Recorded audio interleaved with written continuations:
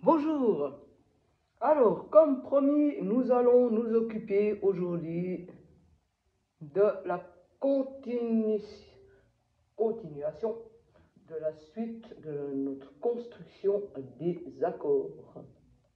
Aujourd'hui, nous allons nous occuper que des accords de maj 7 et des accords de septième. Rien de plus. Et ensuite, nous continuerons chaque jour, nous en apprendrons toujours plus. Alors, j'ai pris, vous aurez la partition, je vous l'ai photographiée, donc de toute façon, vous aurez la partition. Et nous allons nous occuper de Misty, des accords qui concernent Misty. Notamment, nous allons nous occuper principalement de la première partie. La première partie qui va vous montrer visuellement, vous la verrez bien après, hein, qui va jusqu'à ce gros trait là tout noir, parce que c'est jusque là qu'il y a tous les accords 7, maj 7 et septième mineur. Et c'est ça qui m'intéresse aujourd'hui pour moi, afin de les apprendre pour vous. Voilà. Alors déjà, je vais parler. Normalement, ça c'est le rôle à Valdez, mais je vais le faire de manière orale. Et Valdez va vous le faire, il vous l'a déjà fait de manière écrite, mais je vais encore vous le répéter de manière orale, parce qu'il vous l'a fait de manière écrite et dans la version classique, mais c'est la même chose en version jazz et en version moderne. C'est-à-dire, dans la construction d'un accord, nous pouvons utiliser le nombre de notes que l'accord demande. Excusez-moi, j'en lis un petit peu parce que, comme toujours, c'est toujours l'hiver en Suisse et ça nous fait toujours couler du nez quand on passe du chaud au froid et du froid au chaud. Et c'est ce qui vient de m'arriver parce que je viens d'arriver au conservatoire. Et puis le conservatoire, il est bien chauffé et dehors, il fait bien froid. Alors, je continue. Quand on construit un accord, nous utilisons donc le nombre de notes demandées par l'accord et nous avons l'occasion de doubler des notes de l'accord. Mais pas toutes.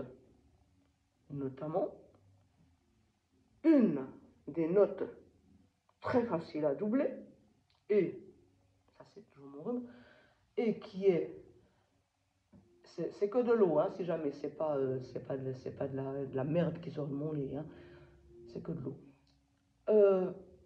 Qui est une des notes qui est très facile à doubler et qui se double très facilement et qui se quadruple même, et qu'on peut même la jouer sur tout le clavier, ça reste toujours très beau. C'est la tonalité, la tonique. Excusez-moi. La tonique.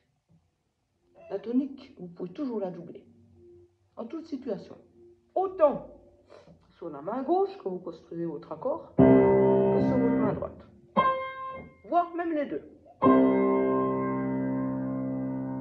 Moi, des fois, là je vais vous faire le premier accord de Misty, donc le mi bémol maj 7. Je peux carrément même le doubler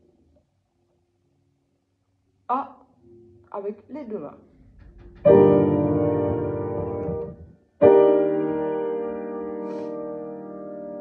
Là, je l'ai mis à deux mains, je l'ai doublé à deux mains.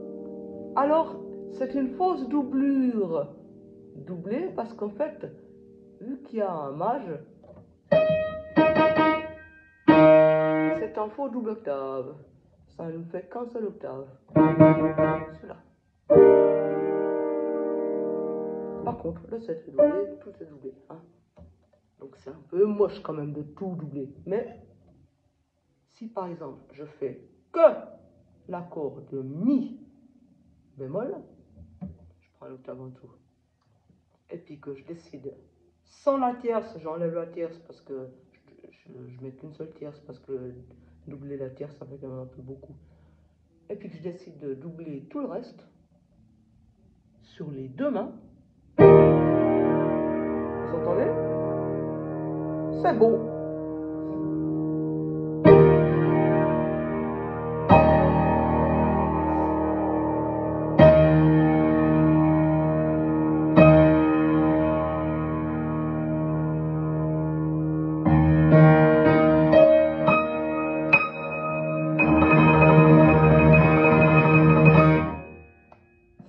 Enfin voilà.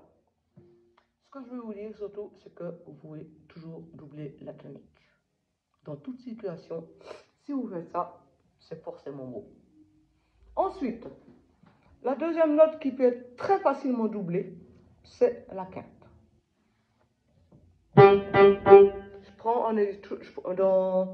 Je vais prendre toujours la même tonalité pour faire mes exemples. Je vais prendre cette fameuse tonalité de mi bémol majeur, maj 7.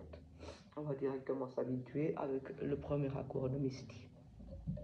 Alors, la quinte de mi bémol maj 7, c'est quoi? Tic, tic, tic, tic, tic, tic. Si bémol. Le si bémol peut être doublé. Alors lui, il faut quand même pas le tripler, le quadrupler et compagnie. Ça fait quand même un peu beau trou. On peut déjà le doubler, c'est déjà pas mal.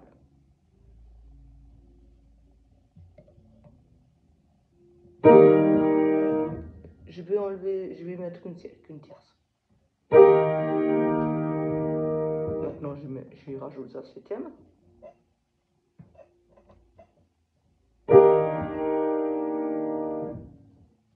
Je le mets un octave en dessus, avec ma main droite, j'espère que vous entendez bien.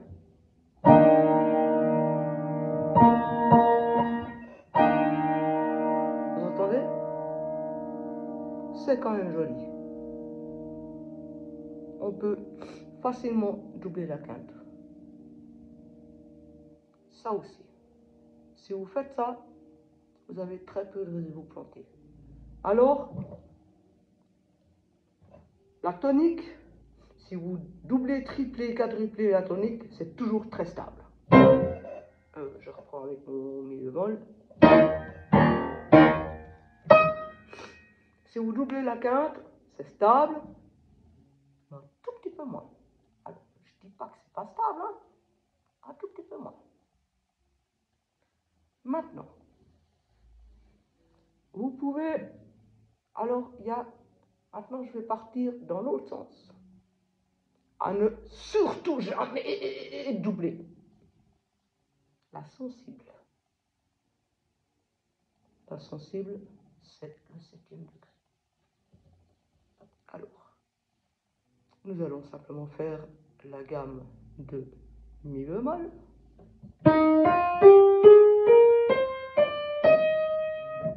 Quelle est la sensible? C'est le septième degré. 1, 2, 3, 4, 5. Je vais faire le doigté juste. 1, 2, 3, 4, 5, 6, 7. Donc, dans le cas de mi bémol, en fait, c'est sa majeure 7. C'est le ré. À ne pas doubler. C'est la sensible. Celui-là, on le double pas du tout. Mis à part, quand on l'utilise en tant que l'accord de maj 7. Là, quand on l'utilise dans l'accord de maj 7, on peut le doubler, miracle. Ça, c'est les petites farces du jazz. Parce qu'en classique, ça, on ne le ferait pas. Mais là, le fameux petit ré qui est en fait dans la gamme de mi bémol, donc qui est le septième degré, la sensible, qu'on ne double jamais, c'est la règle. Quand il intervient dans notre accord de mi bémol maj 7, étonnamment, on peut le doubler. Et en plus, c'est très joli. Alors, quand on le double, je vais y donner un petit détail. Quand on double cette sensible en tant que mâche 7, on ne l'appuie pas comme une bête. Parce que sinon, ça se transforme en troupeau d'éléphants. C'est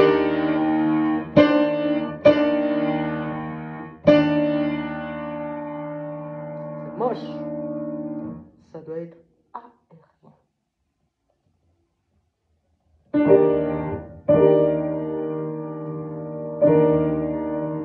En fait, on la double beaucoup dans ce qu'on appelle le smooth jazz. Et puis aussi, ce qui peut être encore plus joli pour la doubler, c'est la doubler en arpège.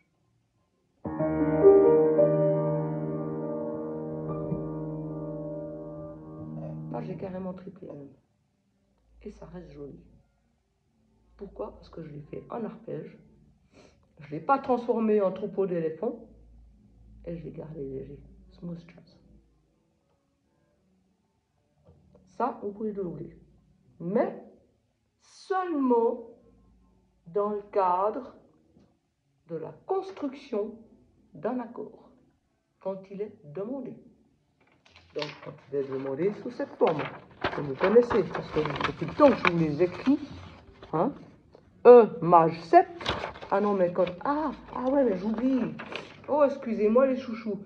J'oublie que chaque fois que je vous montre une partition comme ça, bah, vous voyez à l'envers.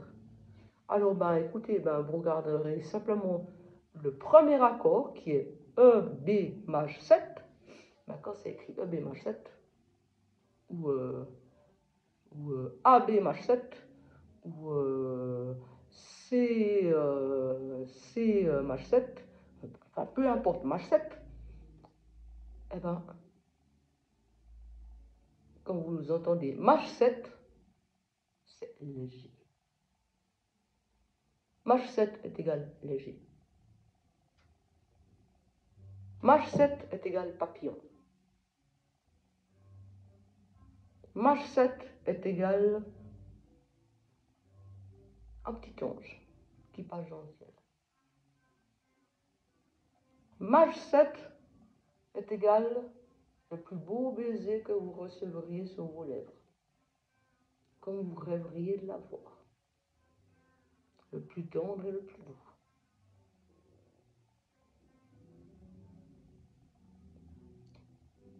Enfin, ça va les allusions ou je continue?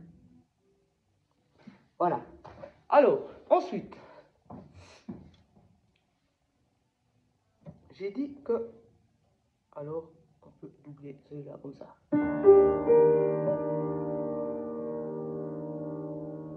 Maintenant, on va s'occuper un petit coup de la main gauche. Pour la construction des accords maj 7. Notamment la construction de celui-là, précisément E, B, maj 7. Parce que je ne peux pas m'occuper de la construction de tous les accords. Parce que chaque accord, on les réfléchit. Je ne peux pas vous faire une logique. Si, il y a des logiques, au bout d'un moment, les logiques se ressemblent, mais on doit réfléchir chaque accord, comment on construit au plus logique pour pouvoir aller après au suivant. C'est ça, qu'est-ce qu'il faut réfléchir. Et puis, il faut réfléchir en accord ouvert, accord fermé, accord ouvert, accord fermé, accord fermé, accord fermé, ouais, accord ouvert,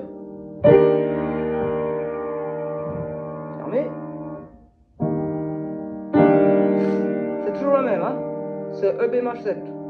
Fermé, ouvert. Fermé, ouvert, fermé, ouvert, fermé, ouvert. Voilà. Alors, maintenant, comment construire par exemple un accord fermé avec nos deux mains sur EB Mach 7 sans faire des doublures au mauvais endroit, et puis même on va éviter les doublures parce que après au bout d'un moment là, bon, celui-là c'est une balade, donc ça ira toujours assez lentement. On a de la chance parce que c'est une balade, ça restera long, ce qui après en fait ce morceau permet énormément d'improvisation. Si vous maîtrisez ce morceau, c'est un morceau qui permet l'improvisation. Dès le moment que vous savez extrêmement bien la mélodie, avec la bonne rythmique, le bon rythme, les bons tons, etc., etc., etc., etc. Voilà. Alors, si je devais, moi, je vais maintenant réfléchir à haute voix. Alors, EB Mach 7, je dois le construire avec mes deux mains. Je vais le construire, je vais le construire, je vais le construire, je vais le construire en... Je vais le construire en ouvert, vu qu'il m'utilise les quatre tons. Et puis que je vois visuellement qu'après j'ai un B, j'ai un Si bémol mineur, septième mineur, et après j'ai un Mi bémol, septième mineur. Et là, après sur ces deux accords, je vais voir si je prends les deux accords enfermés ou si je prends un accord fermé, un accord ouvert. Mais je veux ça après, parce que là maintenant je suis sur le premier. Alors, je vais construire le premier en accord ouvert.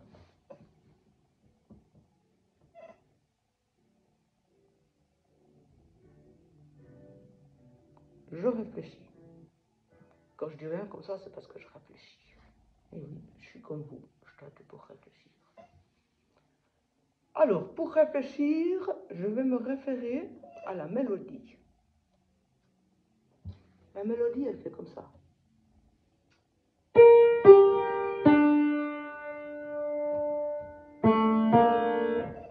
Faux. Je recommence.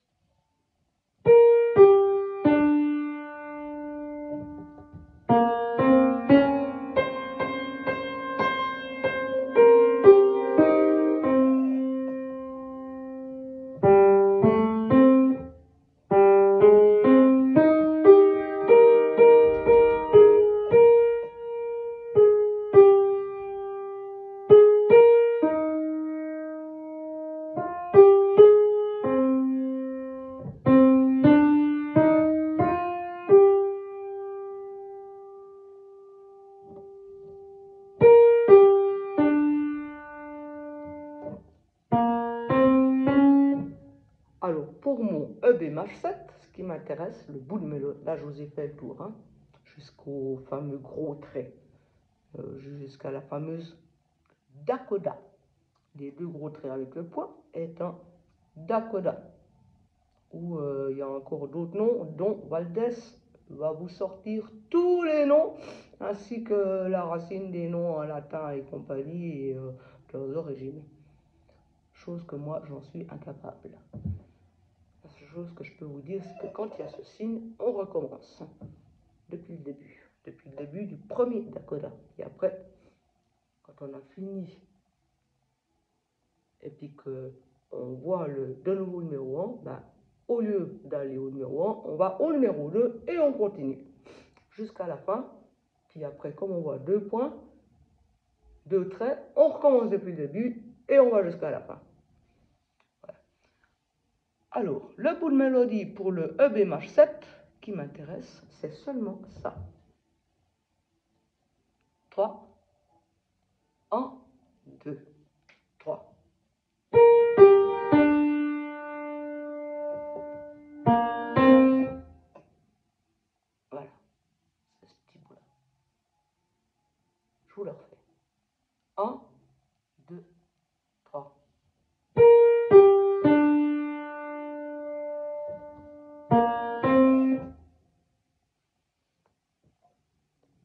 comment je pourrais mettre mon accord là-dessus? Comment je pourrais mettre un accord joli sur ce petit bout de mélodie? Puis à savoir que pour l'instant, là, je l'ai joué assez mal. Hein, parce qu'en fait, c'est un morceau qui s'appelle Misty. C'est mystérieux. Donc, je t'aurais dû jouer.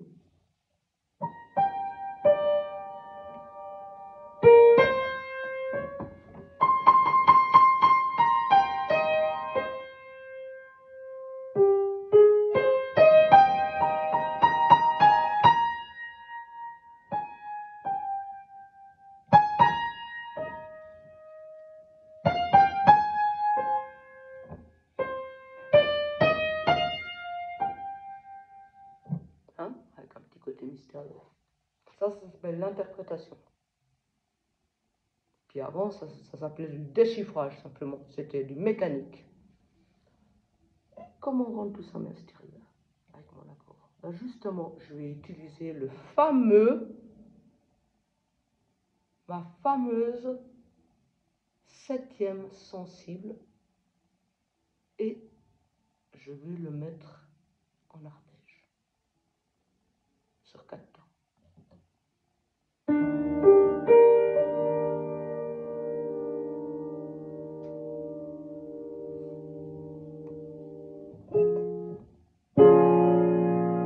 Ah, bah après j'ai réalisé, voilà, là je viens de réaliser que l'accord suivant, je vais utiliser principalement ma main gauche.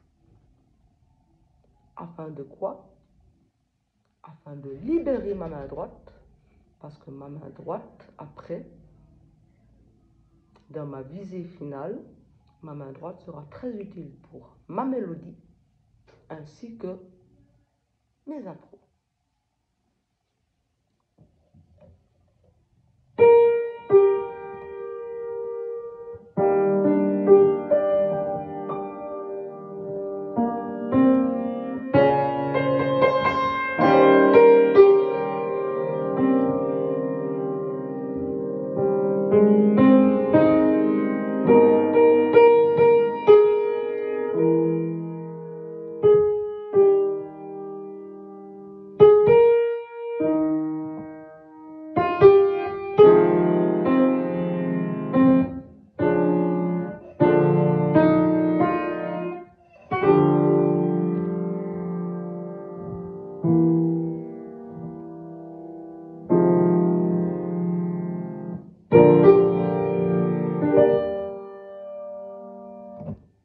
Voyez, j'ai utilisé justement cette septième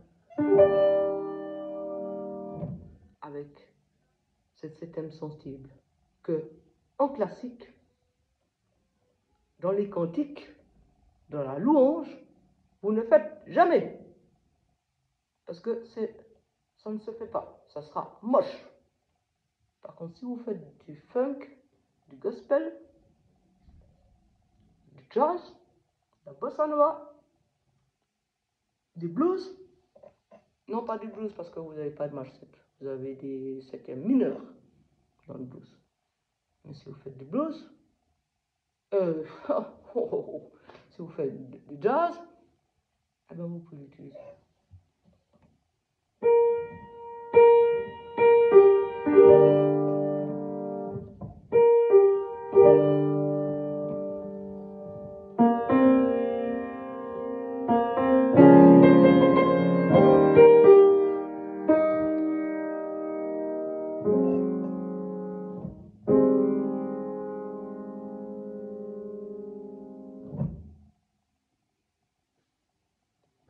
Alors là, j'ai utilisé toute ma main droite pour faire la mélodie.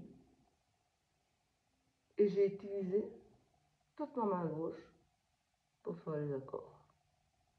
Et les accords, je les ai... Ah, vous voyez plus ma tête.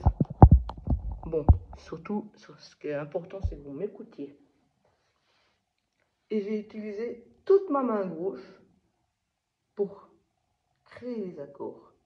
Et les accords, je les ai estropiés. J'en ai éliminé la moitié des notes, voire les 3/4 des notes. Sur la première note, j'ai mis toutes les notes. Sur le E, B, maj 7, j'ai mis toutes les notes. Maintenant, sur le deuxième, j'ai aussi mis toutes les notes.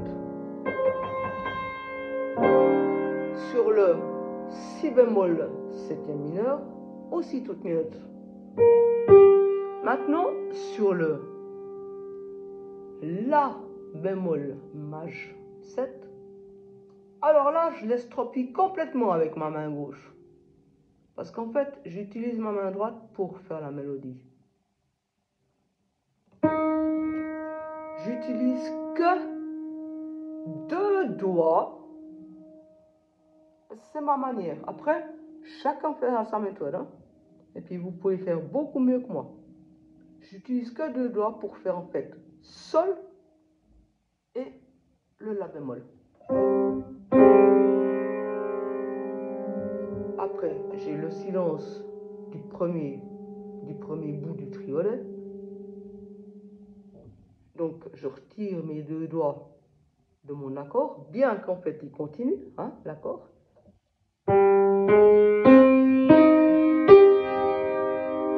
Là maintenant, j'ai mon la mineur septième mineur. Et là, de nouveau, je fais l'accord en entier.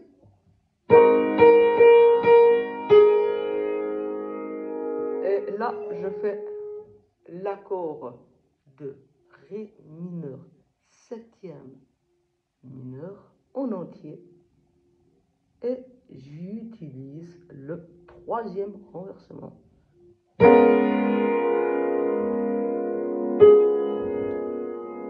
Et là, je fais un drôle de truc. Je fais l'accord de mi bémol maj 7 avec les 2 mains. À la main gauche, je le plaque en entier, c'est-à-dire les quatre notes, mais sans la septième. Et puis à la main droite, je le déroule en arpège avec la septième. Vous avez entendu? Puis après,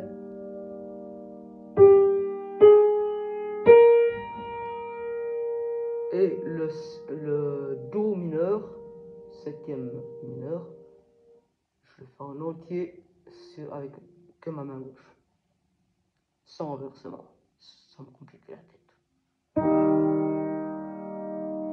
Sur le temps, après le premier temps de mon triolet, je ne joue pas, vu que, hein, vous avez vu, il y a la liaison. Il n'y a que le 2 et le 3 de mon triolet que je joue pour aller sur mon Fa mineur. Quand il y a un moins comme ça, pour ceux qui ne connaissent pas, hein, c'est dans les partitions de jazz, c'est comme quand je vous écris min, M-I-N, c'est-à-dire mineur. Et ça, c'est une septième, c'est 7, c'est septième mineur.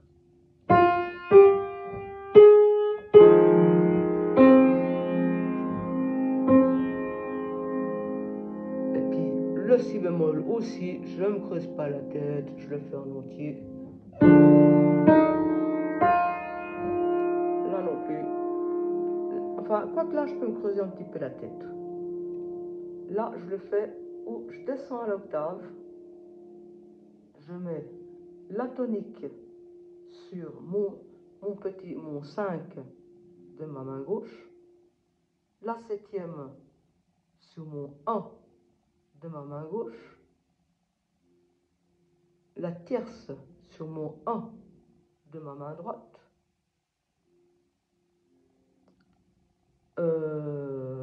je double, non, je la double pas, je mets juste, je double ma tonique, vu que c'est la note, je double ma tonique, avec le 5 sur ma main droite. Et après, ça m'amène où je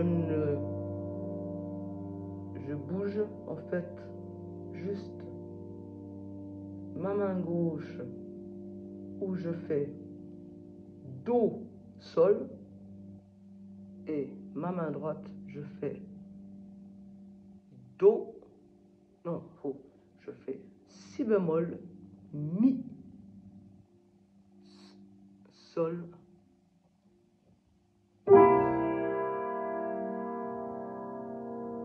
c'est pour le Do septième. Et après de là, je passe à mon Fa mineur. Et mon Fa mineur, je le construis avec mes deux mains. Mon Fa mineur, je décide de le construire comme ça. Alors, je mets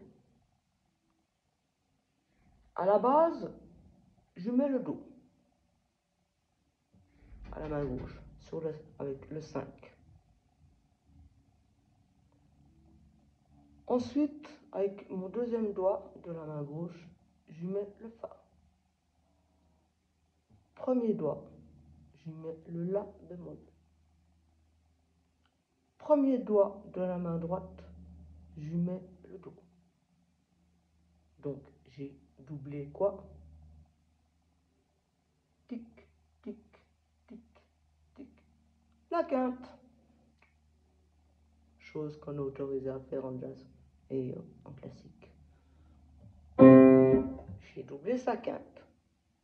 Là, je mets avec mon troisième doigt de la main droite, je mets sa septième mineur, donc le Mi bémol. Et j'y laisse le Sol. Le Sol, il correspond à quoi dans ce morceau?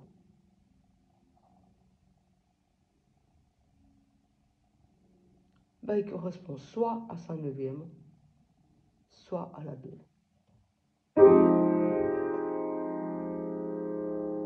Voilà, ça donne ça.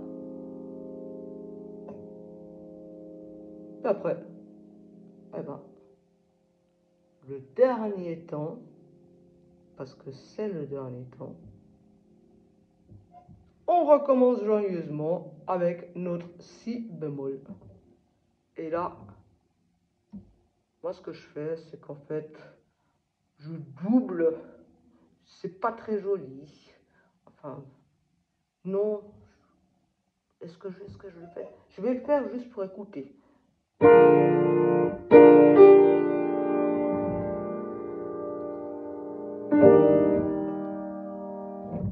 Je vais encore le faire pour écouter.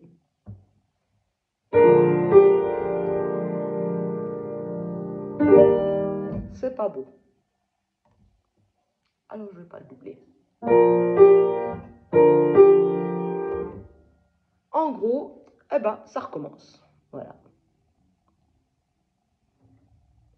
Je vous recommence le cycle.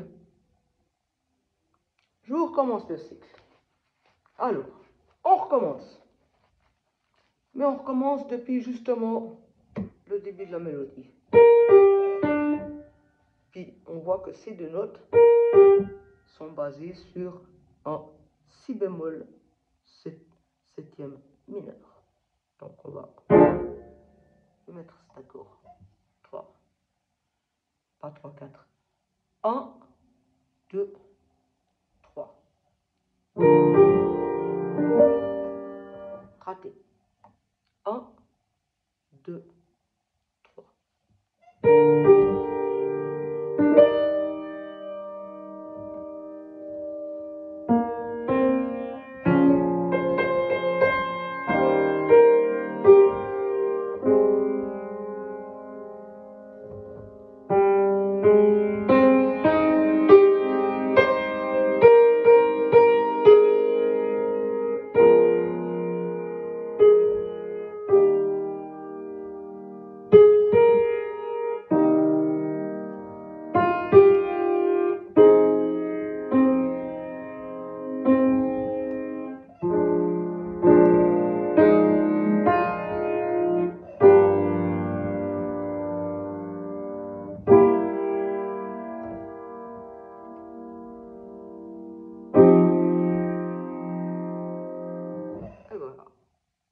vous donnera ça au final.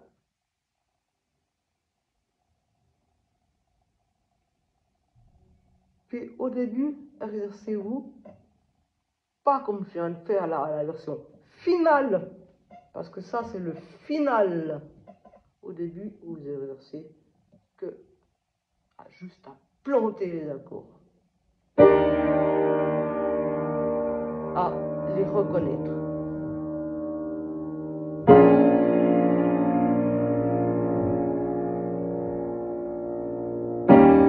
Déjà à l'endroit, sans renversement, sans spécialité.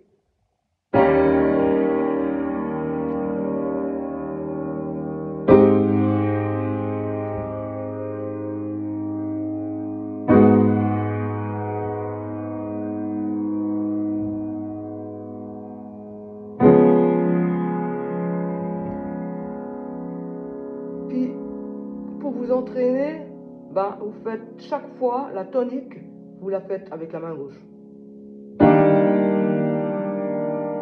Ça vous entraîne. Puis vous pouvez mettre un octave de différence entre pour vous entraîner.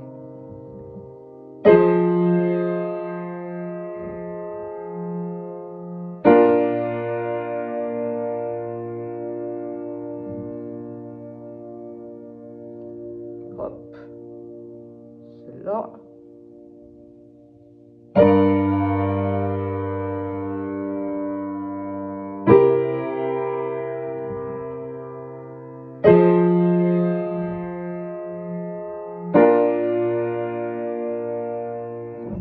Voilà. Et vous faites ça, et vous faites ça, et vous recommencez. Jusqu'à que ça soit intégré.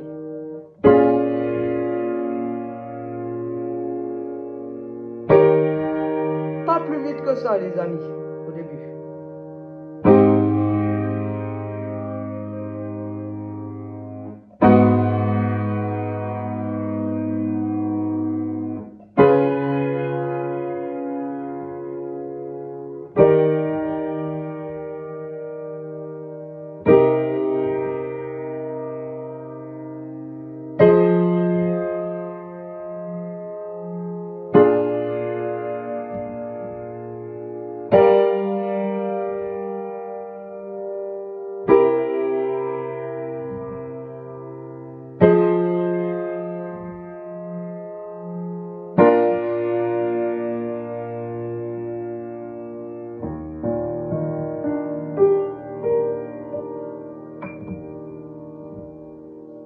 Bon travail à vous.